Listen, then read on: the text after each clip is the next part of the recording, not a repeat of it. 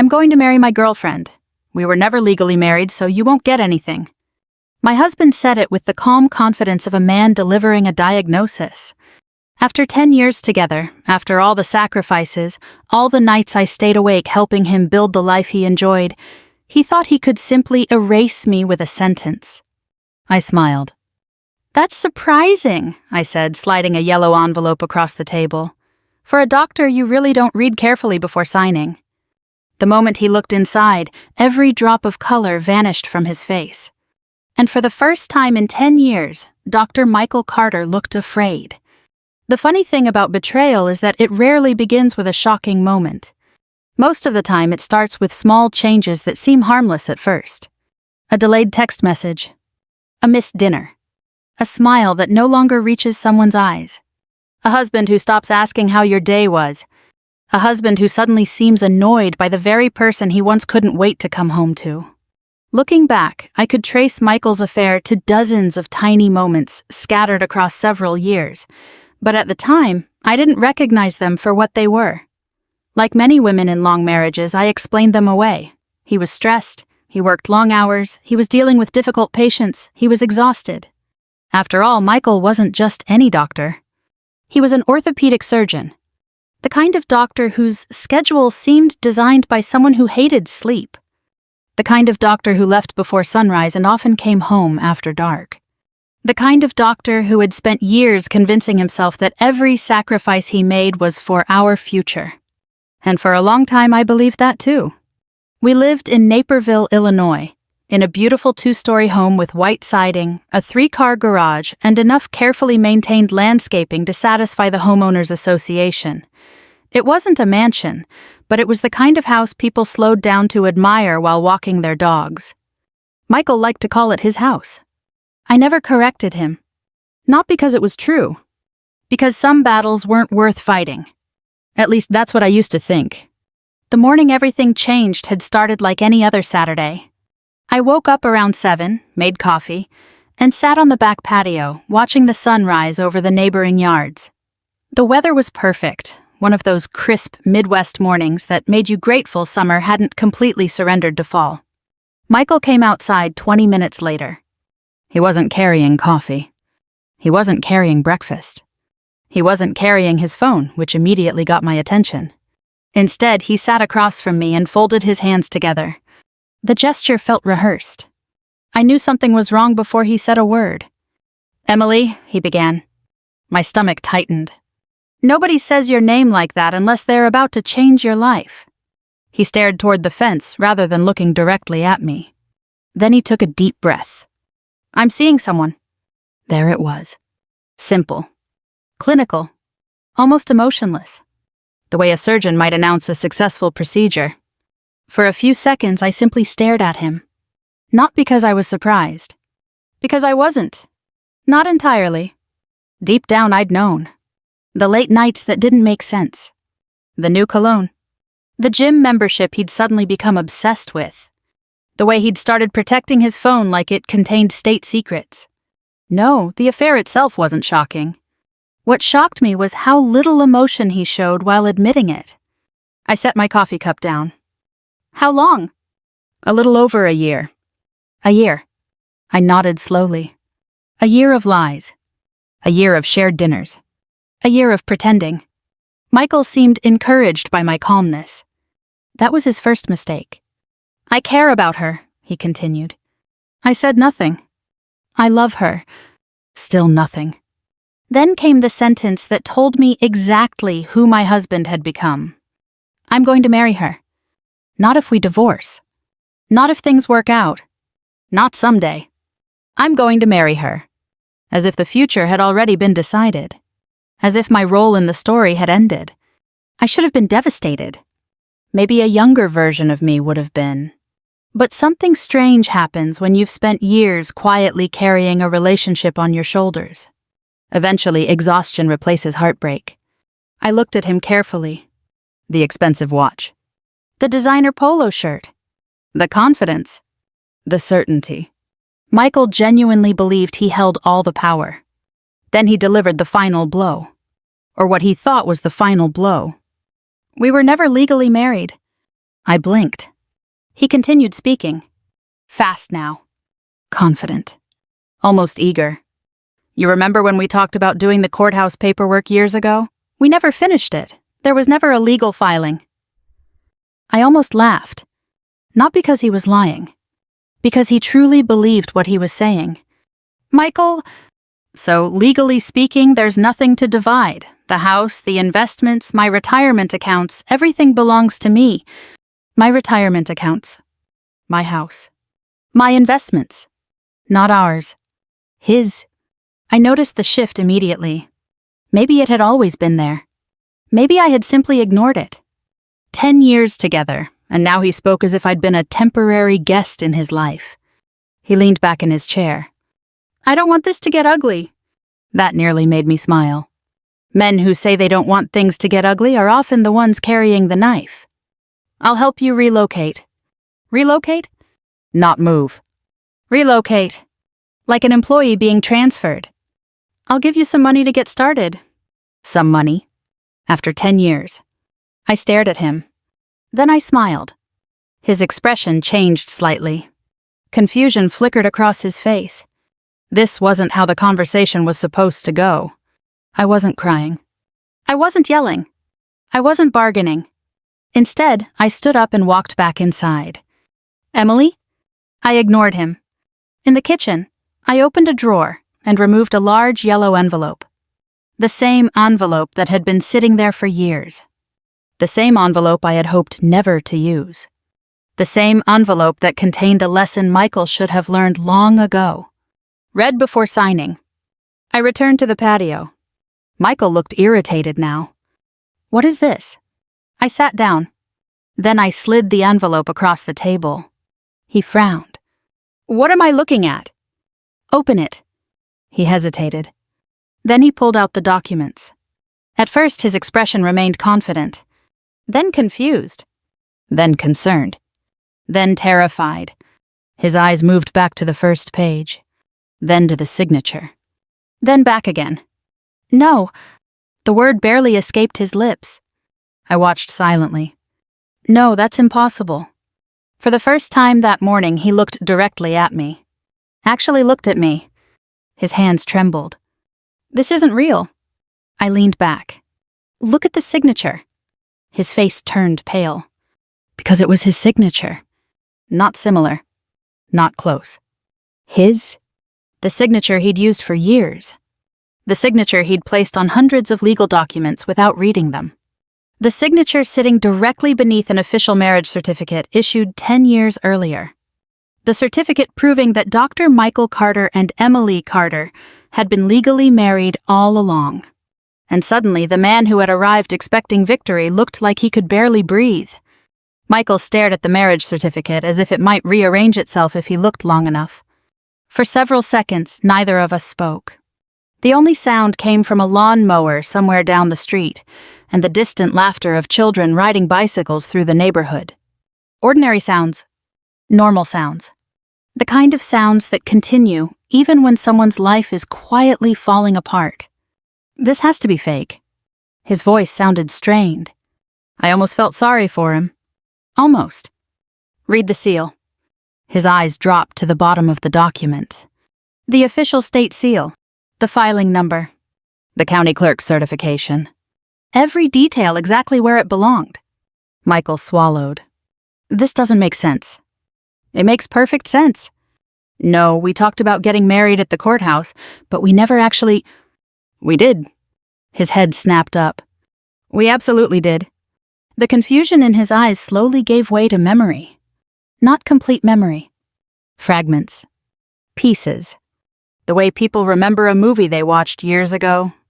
I could almost see it happening. The courthouse hallway. The paperwork. The signatures. The rushed afternoon. The fact that he had been checking emails between documents. The fact that he had signed wherever I pointed. The fact that he had never once asked what he was signing. 10 years earlier, Michael had been finishing his fellowship training. He was working 80-hour weeks, constantly exhausted and permanently distracted. At the time, we were planning a larger wedding ceremony for family and friends. His mother wanted a church wedding. My parents wanted a reception. Everyone had opinions. Eventually, I suggested something practical. Why don't we just get legally married now and have the celebration later? Michael barely looked up from his laptop. Whatever you think. 3 weeks later, we went to the courthouse. The process took less than 30 minutes. Michael spent most of that time answering work emails. I remembered laughing afterward. You know, most people pay attention during their own wedding. His response had been equally memorable. As long as I end up married to you, I don't really care about the paperwork. At the time, I'd found it romantic. Now it sounded like a warning. Back on the patio, Michael looked physically ill. No. I nodded. Yes. He stared at the document again. Then another thought hit him. I watched the exact moment it happened. The marriage certificate wasn't the real disaster. The marriage certificate was merely the first domino. His breathing became uneven. What else? I smiled slightly. What do you mean? What else is in this envelope?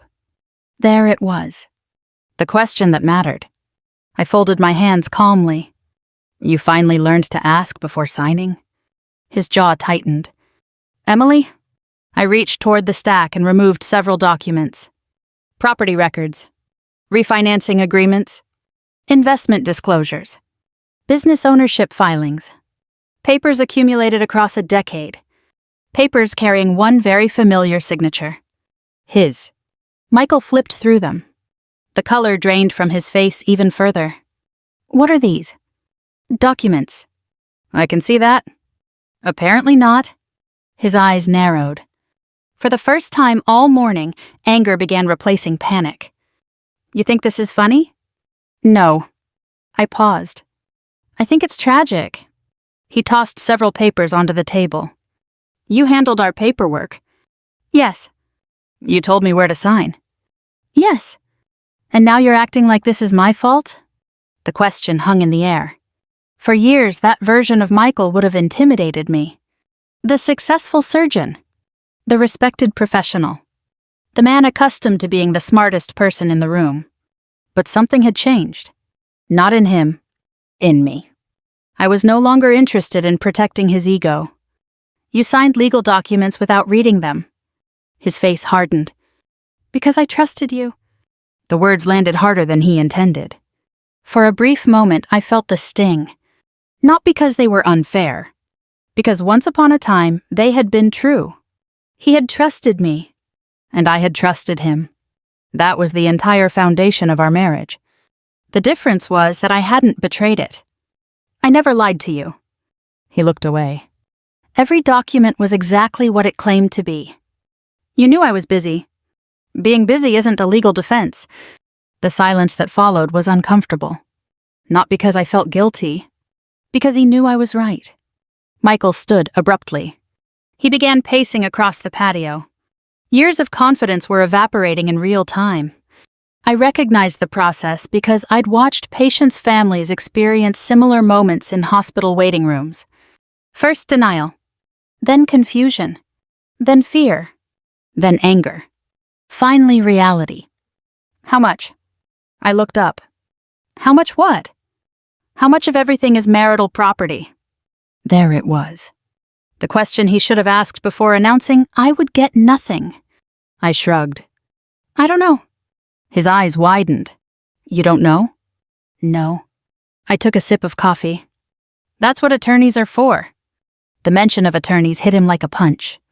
Because for the first time, Michael understood what was happening.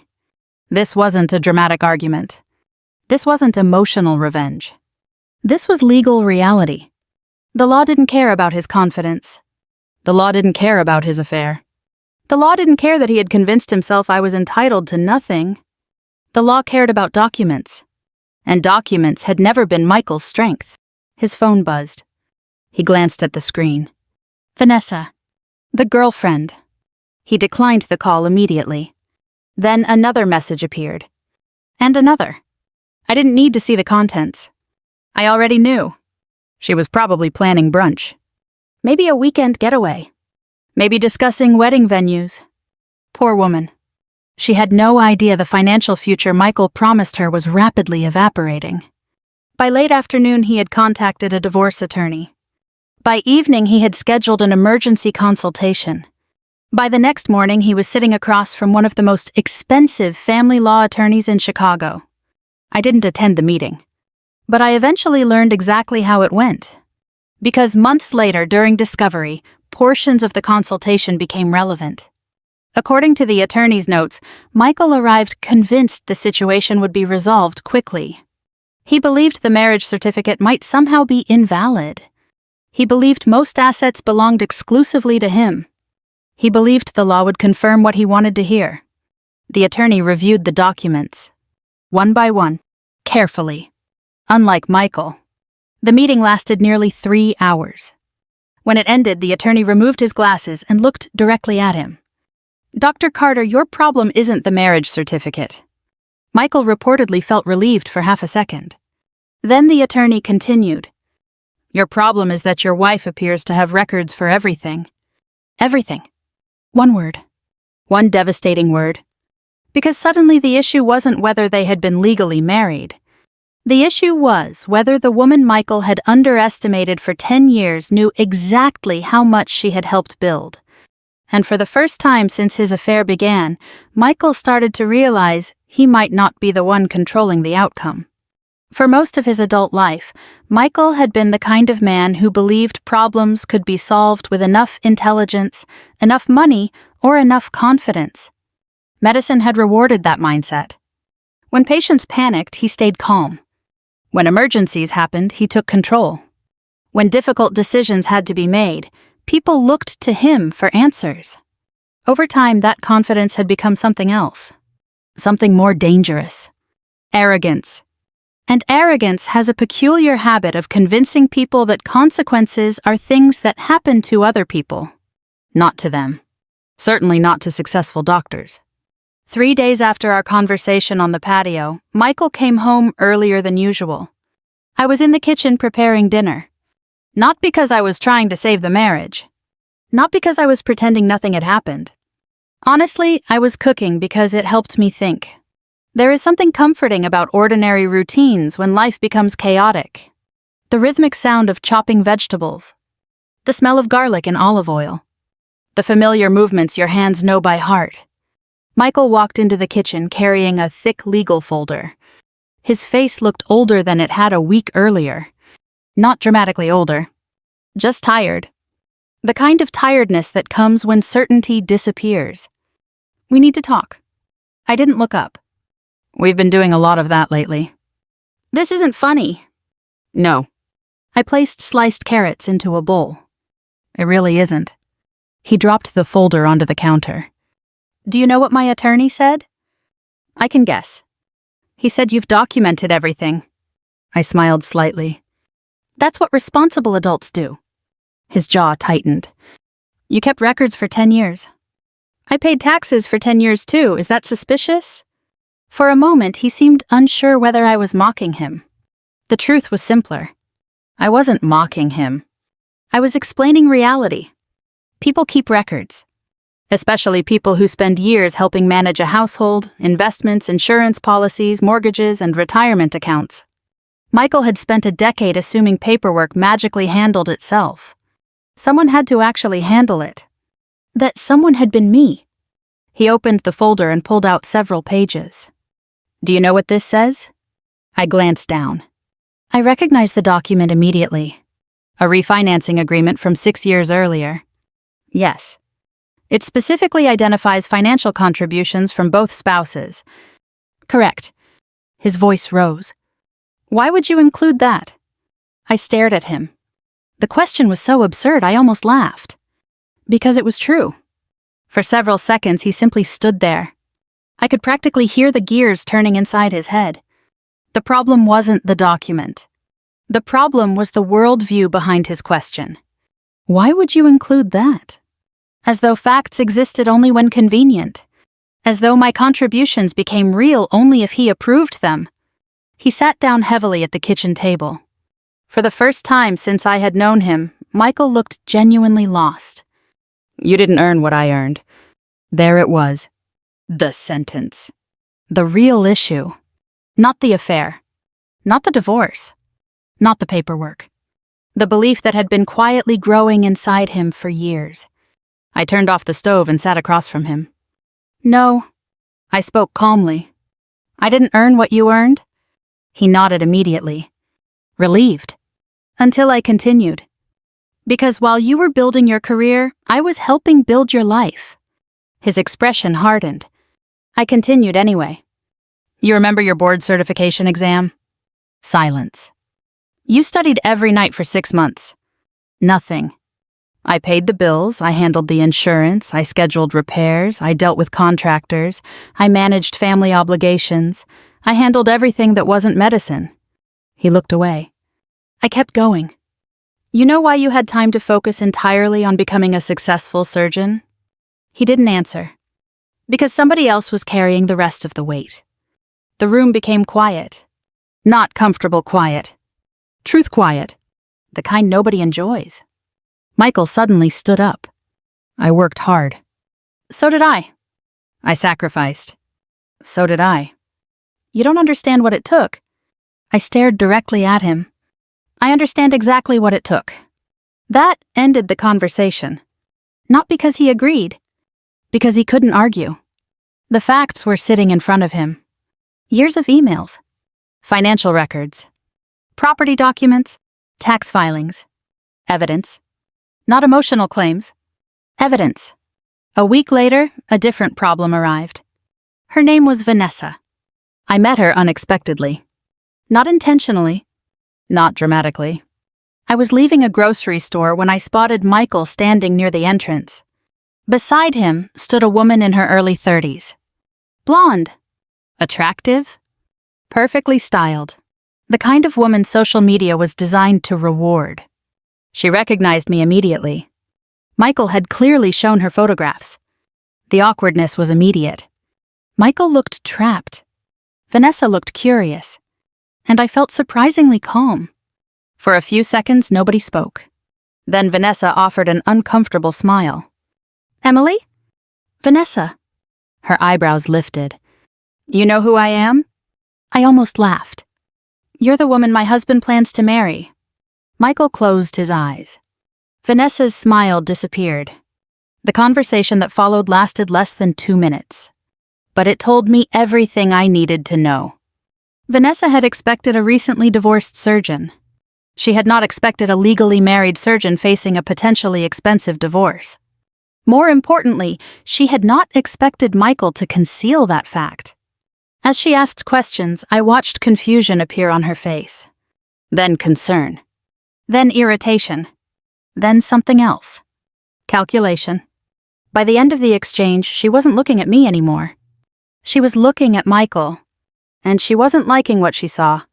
Over the following weeks, their relationship began unraveling. Not because of me. Because reality had entered the room. The fantasy disappeared.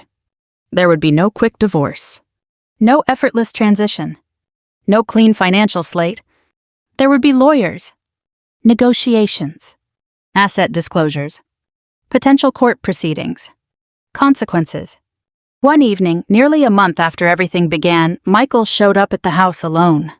Again. Only this time, something was different. The confidence was gone. The arrogance was fading. The certainty had disappeared completely. Vanessa left. I wasn't surprised. When? Yesterday. I nodded. He laughed bitterly. That's all you have to say. What would you like me to say? He looked toward the floor. For several moments, neither of us spoke. Then he said something I never expected. She thought I lied to her. I raised an eyebrow. You did. His laugh turned into a painful sigh. The irony finally seemed to be reaching him. Not completely, but enough.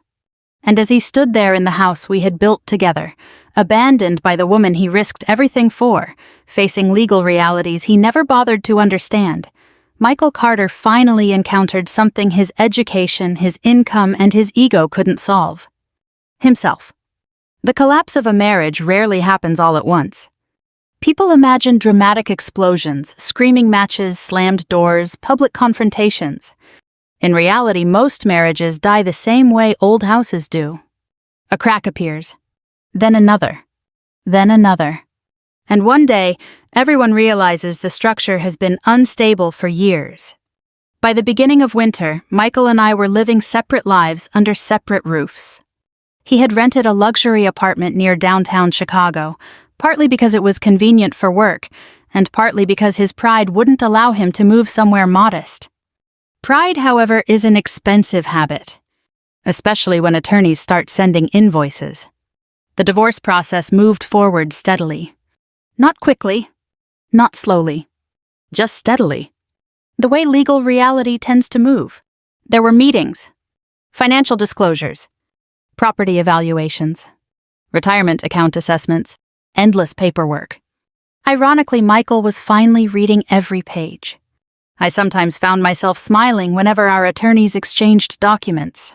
After 10 years of signing without looking, he had become the most careful reader in Illinois. Some lessons arrive late, but they arrive. One snowy afternoon, I met my friend Karen for lunch at a small cafe near downtown Naperville. Karen and I had known each other for almost 12 years. She had witnessed nearly every stage of my marriage. The good years, the difficult years, and now the ending. She stirred her coffee thoughtfully. "How are you really doing?" I considered the question. Most people ask how you're doing because they're being polite. Karen asked because she genuinely wanted the answer. "I think I'm finally breathing again." She nodded. "I can see that." And surprisingly, she was right. For months after discovering the affair, I had expected overwhelming grief. The grief came. Of course it did. 10 years doesn't disappear overnight. But something else appeared too. Relief. The relief was harder to explain. The truth was that Michael had been leaving emotionally long before he physically left.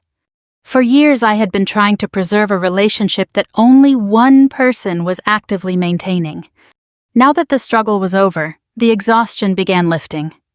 Karen smiled. "You look different." "Different how?" "Happier."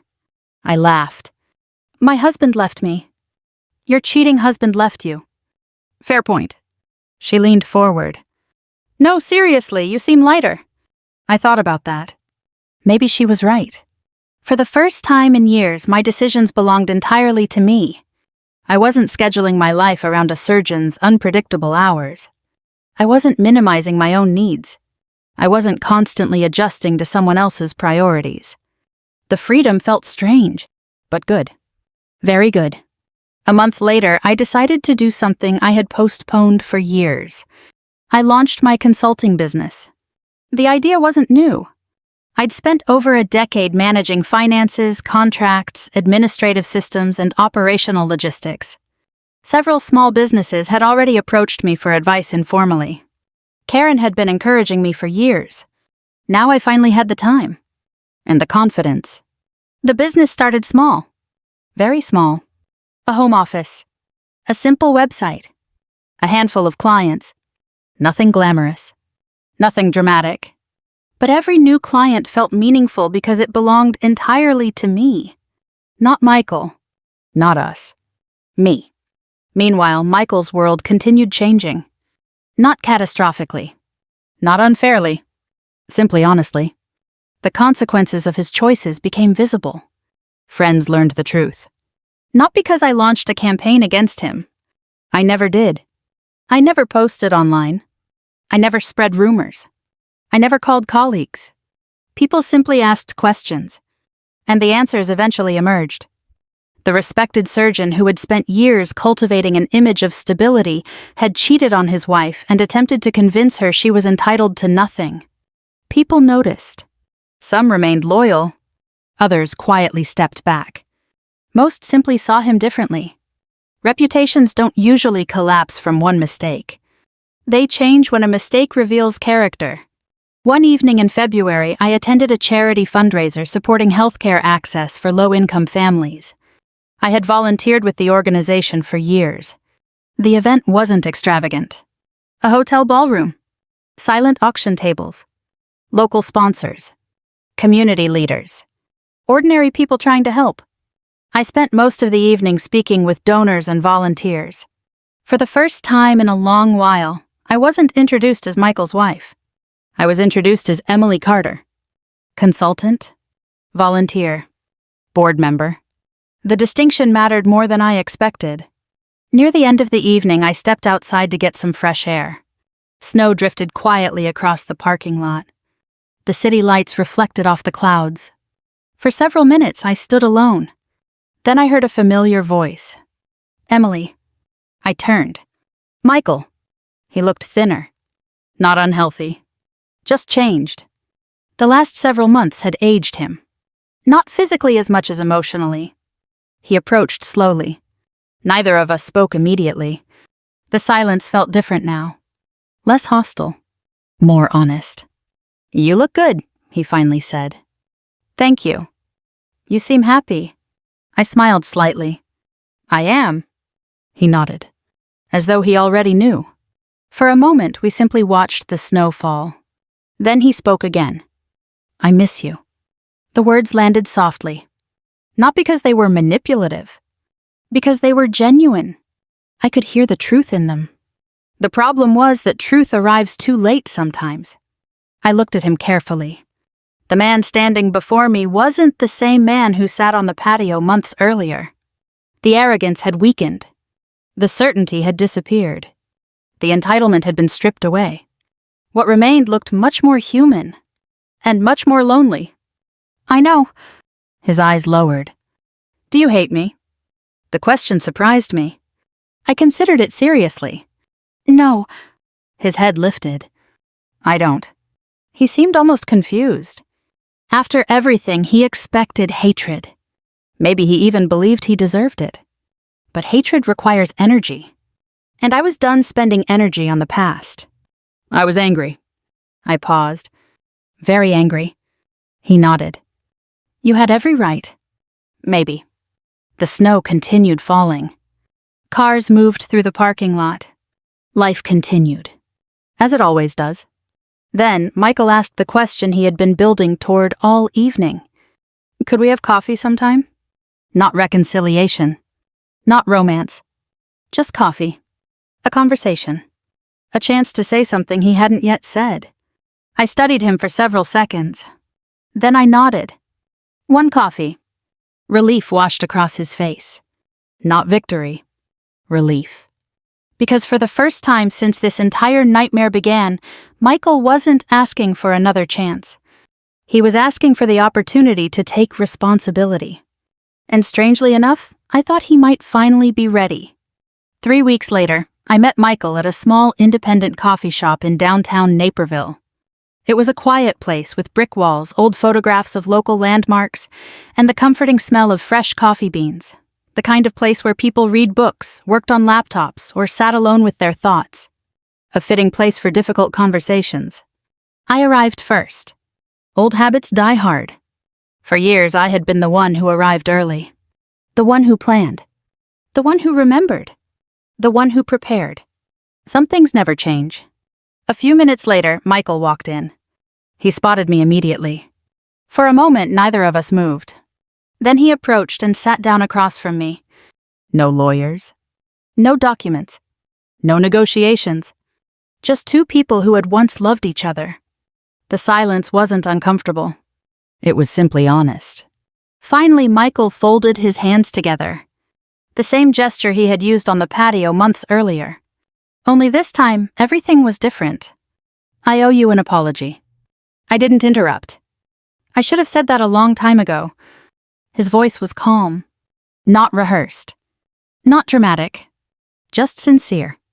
I spent months thinking the affair was my biggest mistake. He looked down briefly. Then I realized it wasn't. I waited. The affair was terrible. It was selfish. It was dishonest. He paused. But it wasn't the beginning. I felt something tighten inside my chest. Because I already knew where he was going. The beginning happened years earlier. His eyes met mine. When I started believing I was more important than you. The words hung between us. Simple. Painful. True. Michael laughed softly, though there was no humor in it. I told myself a lot of stories. I remained silent. I told myself I earned more, so I contributed more. Another pause. I told myself my career mattered more. He shook his head. I told myself that because I was a surgeon, everything else somehow revolved around me. Outside the window, a couple walked past holding hands. Inside, the espresso machine hissed quietly. Life continued moving around us. And for once, Michael wasn't trying to control the conversation. He was simply telling the truth. You know what my attorney said during one of our meetings? I raised an eyebrow. What? Michael smiled sadly. He said something that made me angry at the time. What was it? He said I confused income with value. The sentence hit harder than I expected, because it summarized almost everything. The marriage, the affair, the arrogance, the betrayal, all of it. Michael continued. He said I kept looking at bank statements while completely ignoring everything that made those bank statements possible.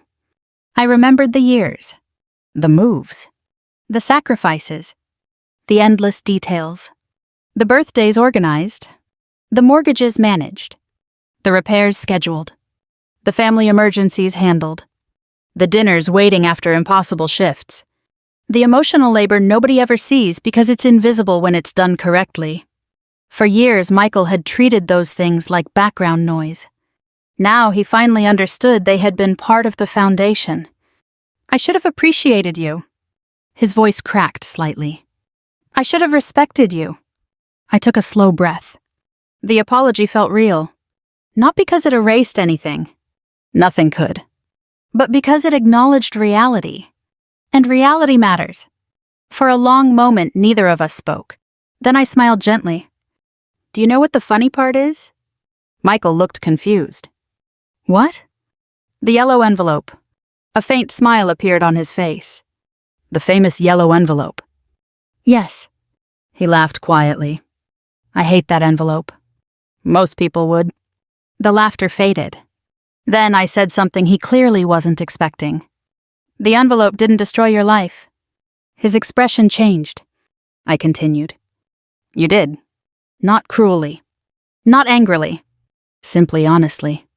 The documents were always there. He nodded. The signatures were always yours. Another nod. The warnings were there too. He looked down. Because he knew I was right. The envelope hadn't created consequences. It had revealed them. The real damage had happened years earlier, one careless decision at a time. One act of entitlement. One assumption. One lie. One betrayal. Until eventually there was nowhere left to hide. The divorce settlement was finalized 2 months later. The outcome wasn't dramatic. No one lost everything. No one walked away destroyed. And that mattered. Because real justice isn't destruction. Real justice is fairness. The assets were divided according to the law, according to documented contributions, according to reality. I received exactly what I deserved. Nothing more. Nothing less.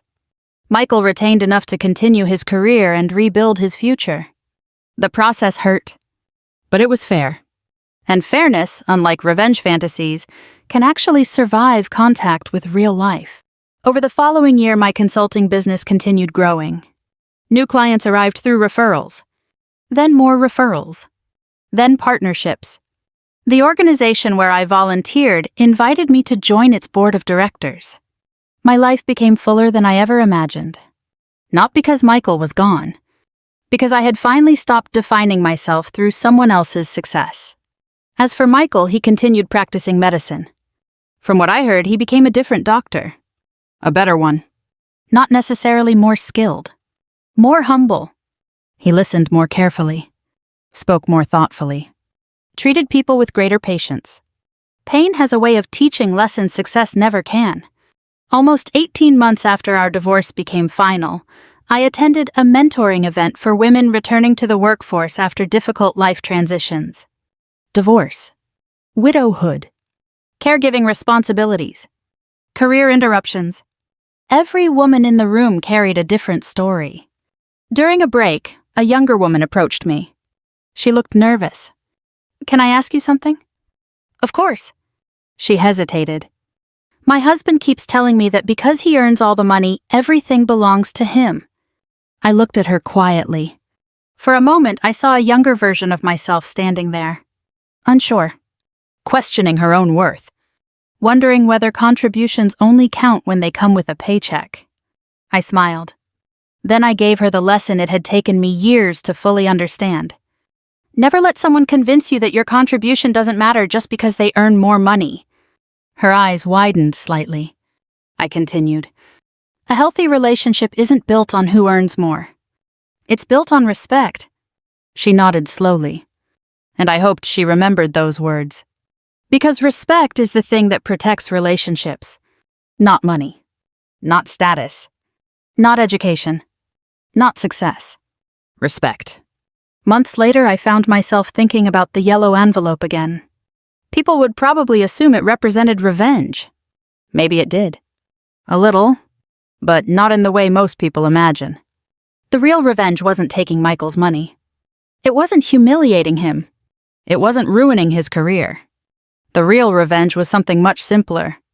He spent years believing I had no value without him. Then life forced him to discover how wrong he was. And in the end, that lesson changed both of us. Success does not excuse betrayal. Intelligence means nothing without humility. And sometimes the most powerful form of revenge is allowing someone to face the consequences of their own choices. If this story touched you, I'd love to hear your thoughts. Have you ever seen someone underestimate the quiet contributions that hold a family together? Share your perspective in the comments below.